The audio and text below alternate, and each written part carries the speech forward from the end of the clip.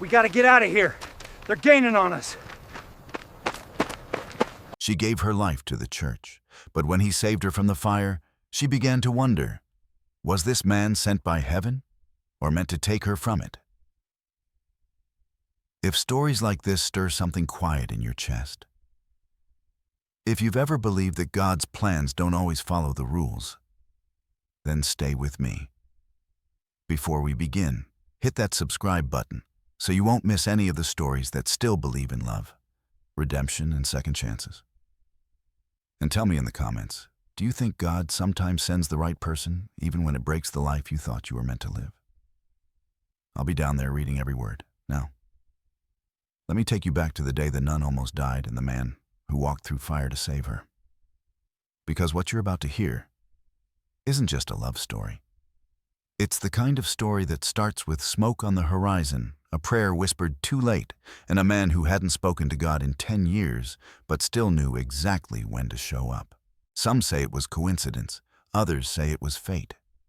But she'll tell you this, the day she almost died, he didn't just save her body. He saved something inside her that she thought was gone forever. So stay with me. Let's go back to that dry, blistering afternoon, when a nun rode alone through outlaw country carrying nothing but a letter, a rosary, and a faith about to be tested by fire. They said no one rode that trail alone, not unless they wanted trouble. But Sister Clara didn't have a choice. The desert wind blew hard that morning, kicking up sand like a warning. Her horse was tired. Her habit clung to her legs with sweat and dust. She carried no weapons, only a rosary, a leather-bound Bible, and a letter from the bishop that read, "Bring light to Cedar Falls." They'd forgotten how to pray. But it wasn't bandits who would make her question her faith that day. It was the man who saved her. The ambush came at noon, right where the canyon narrows. 3 men, greedy, grinning, and armed, surrounded her horse like wolves circling a lamb. One yanked her down by the arm.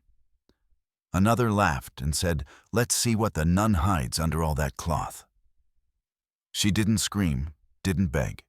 She just shut her eyes and prayed. Then came the sound.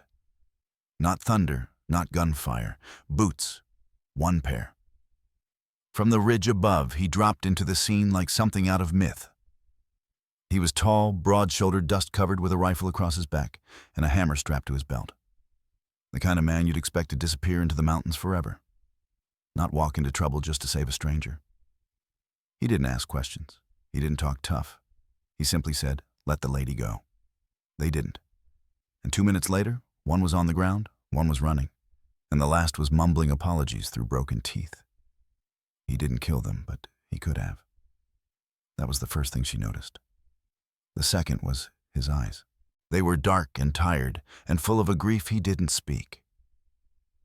But when he looked at her, really looked, something softened in them, as if he recognized something buried deep within her, the same thing buried in him. When she whispered, "Thank you," he just tipped his hat.